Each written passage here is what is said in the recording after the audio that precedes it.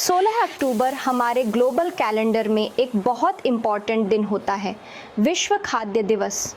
यह दिन सभी बॉर्डर्स और कल्चर्स से परे है। यह सिर्फ सेलिब्रेशन नहीं है, यह एक्शन का कॉल है। हमें एक ऐसी दुनिया बनाने की तरफ काम करना चाहिए जो हंगर से मुक्त हो। हमें यह सोचना होगा कि हमारा खाना कहाँ से आता है। हमें अपने खाने की आदतों के प्रति सचेत रहना चाहिए। यह दिन हमें दुनिया के इंटरकनेक्टेडनेस की याद दिलाता है। इनमें फार्मर्स, प्रोड्यूसर्स, डिस्ट्रीब्यूटर्स और कंज्यूमर्स शामिल होते हैं। आइए हम सब मिलकर सभी के लिए फूड सिक्योर फ्यूचर की तरफ काम करें। फूड सिक्योरिटी सिर्फ पर्याप्त भोजन होने से कहीं बड़ी चीज़ है। यह हर समय सेफ और न्यूट्रिशियस फूड तक पहुंच होने के बारे में है। इसका मतलब है कि लोग भूख या स्टार्वेशन के डर में न रहें। फूड सिक्योरिटी के कई डिमेंशंस हैं। सबसे पहले अवेलेबिलिटी है। पर्याप्त मात्रा में भोजन अवेलेबल होना चाहिए। इसका मतलब है कि लोकल प्रोडक्शन और ट्रेड मजबूत होने चाहिए। दूसरा, हमें एक्सेस चाहिए। लोगों को खाना खरीदने में सक्षम होना चाहिए। इसके लिए अफोर्डेबल प्राइसेस और फेयर डिस्ट्रीब्यूशन सिस्टम्स की ज़रूरत है। तीसरा, फूड यूटिलाइजेशन बहुत ज़रूरी है। हमारे शरीर को पौष्टिक भोजन चाहिए। अच्छी सेहत सुनिश्चित करने के लिए भोजन को सेफली हैंडल और प्रिपेयर किया जाना चाहिए। अंत में स्टेबिलिटी बहुत ज़रूरी है। लोगों को वेदर इवेंट्स या इकोनॉमिक शॉक्स के बावजूद भोजन तक लगातार पहुंच की आवश्यकता होती है। फूड सिक्योरिटी एक फंडामेंटल ह्यूमन राइट है जो सर्वाइवल और वेलबींग के लिए ज़रूरी है।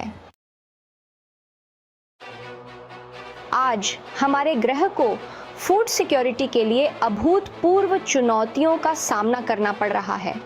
वैश्विक जनसंख्या बढ़ रही है, जिससे संसाधनों पर दबाव पड़ रहा है। क्लाइमेट चेंज की वजह से वेदर पैटर्न्स में बदलाव हो रहे हैं, जिसका असर क्रॉप यील्ड्स पर पड़ रहा है। कॉन्फ्लिक्ट्स और युद्धों की वजह से कम्युनिटीज़ विस्थापित हो रहे हैं, जिससे फूड प्रोडक्शन और डिस्ट्रीब्यूशन बाधित हो रहा है। आर्थिक असमानता न्यूट्रिशियस फूड तक पहुंच में बाधाएं पैदा करती है। दुनिया के कई हिस्सों में गरीबी लोगों को पर्याप्त भोजन खरीदने से रोकती है। ये चुनौतियाँ कॉम्प्लेक्स और इंटरकनेक्टेड हैं। इनके लिए कॉम्प्रिहेंसिव सॉल्यूशंस की ज़रूरत है। हमें भूख के मूल कारणों को दूर करना होगा। सस्टेनेबल एग्रीकल्चर, इक्विटेबल डिस्ट्रीब्यूशन और रिस्पॉन्सिबल कंजम्पशन महत्वपूर्ण कदम हैं। सस्टेनेबल एग्रीकल्चर सिर्फ एक ट्रेंड नहीं है, यह एक ज़रूरत है। ये ऐसे तरीके से भोजन उगाने के बारे में है जो पर्यावरण की रक्षा करे, संसाधनों का संरक्षण करे और किसानों की आजीविका का समर्थन करे।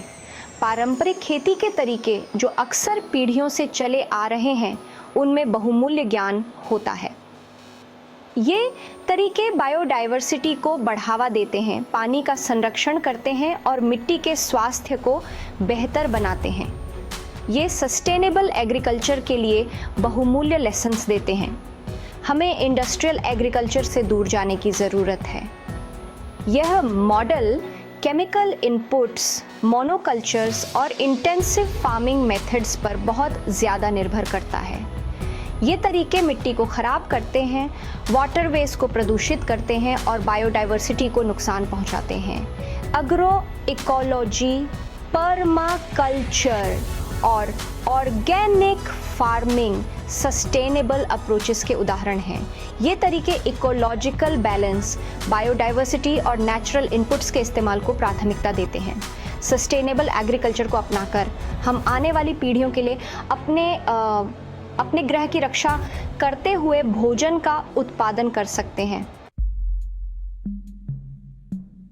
Section 5, reducing food waste, farm से टेबल तक और उसके आगे। फूड वेस्ट एक वैश्विक समस्या है जिसके सिग्निफिकेंट एथिकल, एनवायरमेंटल और इकोनॉमिक इम्प्लीकेशंस हैं। वैश्विक स्तर पर ह्यूमन कंजम्पशन के लिए उत्पादित किए जाने वाले सभी भोजन का 1/3 हिस्सा बर्बाद हो जाता है। ये एक चौंका देने वाला आंकड़ा है, खासकर उन लाखों लोगों को देखते हुए जो हर दिन भूखे सोते हैं। फूड वेस्ट पूरी सप्लाई चेन में होता है। डेवलपिंग कंट्रीज में अपर्याप्त इंफ्रास्ट्रक्चर के कारण अक्सर भंडारण और परिवहन के दौरान नुकसान होता है। डेवलप्ड कंट्रीज में अक्सर रिटेल और कंज्यूमर लेवल्स पर भोजन बर्बाद होता है। कंज्यूमर्स अक्सर अपनी ज़रूरत से ज़्यादा खाना खरीद लेते हैं, जिससे खाना खराब हो जाता है और बर्बाद होता है। हमारे खाने की आदतों में आसान बदलाव करके वेस्ट को काफ़ी हद तक कम किया जा सकता है। हम पोर्शन साइजेस के प्रति सचेत रह सकते हैं, भोजन को ठीक से स्टोर कर सकते हैं और खाने के बचे हुए हिस्से को कंपोस्ट कर सकते हैं।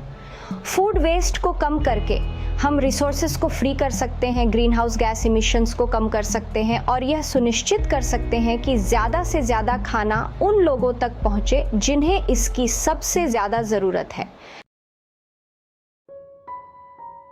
सेक्शन 6 डाटा फूड इनसिक्योरिटी की कड़वी सच्चाई।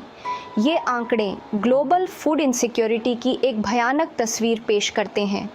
संयुक्त राष्ट्र के फूड एंड एग्रीकल्चर ऑर्गेनाइजेशन के अनुसार 2021 में 2828 मिलियन से ज़्यादा लोगों को भूख का सामना करना पड़ा। यह दुनिया की आबादी के 10% से भी ज़्यादा है।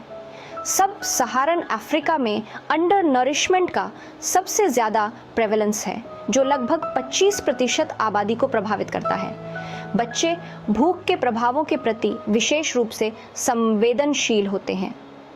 5 साल से कम उम्र के बच्चों में होने वाली लगभग आधी मौतों में मैल न्यूट्रिशन का योगदान होता है।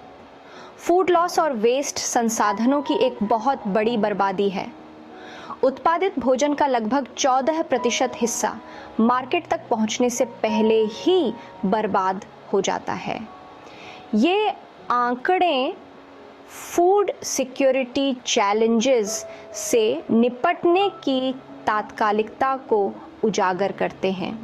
ये स्विफ्ट डिसाइसिव एक्शन की आवश्यकता को रेखांकित करते हैं।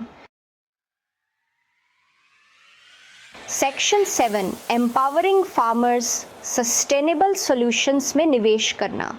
फार्मर्स हमारे फूड सिस्टम्स की रीढ़ हैं, फिर भी उन्हें अक्सर कई चुनौतियों का सामना करना पड़ता है। उन्हें आगे बढ़ने के लिए रिसोर्सेज और सपोर्ट की ज़रूरत होती है। स्मॉल होल्डर फार्मर्स, खासकर महिला किसानों में निवेश करना बहुत ज़रूरी है। फूड सिक्योरिटी सुनिश्चित करने में उनकी बहुत अहम भूमिका होती है। क्रेडिट, ट्रेनिंग और टेक्नोलॉजी तक पहुंच प्रदान करके उन्हें सस्टेनेबल प्रैक्टिसेस को अपनाने के लिए सशक्त बनाया जा सकता है। उनके उत्पादों के लिए उचित मूल्य का समर्थन उनकी आजीविका को सुनिश्चित करता है। हमें सस्टेनेबल एग्रीकल्चर के लिए रिसर्च एंड डेवलपमेंट में निवेश करना चाहिए। इसमें ड्राउट रेजिस्टेंट क्रॉप्स विकसित करना, सिंचाई तकनीकों में सुधार करना और एग्रोइकोलॉजिकल प्रैक्टिसेस को फार्मर्स को सशक्त बनाकर हम फूड सिस्टम्स को मजबूत करते हैं और आजीविका में सुधार करते हैं। सेक्शन 8 ग्लोबल एक्शन एक सामूहिक जिम्मेदारी। ग्लोबल फूड सिक्योरिटी को संबोधित करने के लिए एक सामूहिक प्रयास की आवश्यकता है। Governments, international organisations, civil society और इंडिविजुअल्स सभी की एक भूमिका है। गवर्नमेंट्स को ऐसी पॉलिसीज़ लागू करनी चाहिए जो सस्टेनेबल एग्रीकल्चर का समर्थन करें, फूड वेस्ट को कम करें और सभी के लिए न्यूट्रिशियस फूड तक पहुंच सुनिश्चित करें। ह्यूमैनिटेरियन असिस्टेंस प्रदान करने, रिसर्च को बढ़ावा देने और कोलैबोरेशन को सुगम बनाने में इंटरनेशनल ऑर्गेनाइजेशंस एक महत्वपूर्ण भूमिका निभाते हैं। सिविल सोसाइटी ऑर्गेनाइजेशंस ज़मीनी स्तर पर काम करते हैं, पॉलिसीज़ की वकालत करते हैं, कम्युनिटीज़ को सशक्त बनाते हैं और जागरूकता बढ़ाते हैं। इंडिविजुअल्स अपने भोजन की खपत के बारे में सचेत विकल्प चुन सकते हैं, वेस्ट को कम कर सकते हैं और लोकल फार्मर्स का समर्थन कर सकते हैं। हम सब इंटरकनेक्टेड हैं, हमारे कार्यों के रिपल इफेक्ट्स होते हैं। साथ मिलकर काम करके हम सभी के लिए एक ज़्यादा न्यायसंगत और सस्टेनेबल फूड सिस्टम बना सकते हैं। Section 9 conclusion. अपने ग्रह को पोषित करना, खुद को पोषित करना। विश्व खाद्य दिवस इस बात की याद दिलाता है कि भोजन केवल एक कमोडिटी नहीं है, यह एक फंडामेंटल ह्यूमन राइट है। सभी के लिए फूड सिक्योरिटी सुनिश्चित करने के लिए एक पैराडाइम शिफ्ट की आवश्यकता है। हमें इंडस्ट्रियल एग्रीकल्चर से दूर जाने और सस्टेनेबल प्रैक्टिसेस को अपनाने की ज़रूरत है। हमें फूड वेस्ट को कम करना होगा, फार्मर्स को सशक्त बनाना होगा और न्यूट्रिशियस फूड तक इक्विटेबल एक्सेस को बढ़ावा देना होगा। यह सिर्फ एक एनवायरमेंटल इशू नहीं है, यह एक सोशल जस्टिस इशू है। यह ऐसी दुनिया बनाने के बारे में है जहां हर किसी को भोजन का अधिकार हो। आइए हम मिलकर अपने ग्रह और खुद को पोषित करें।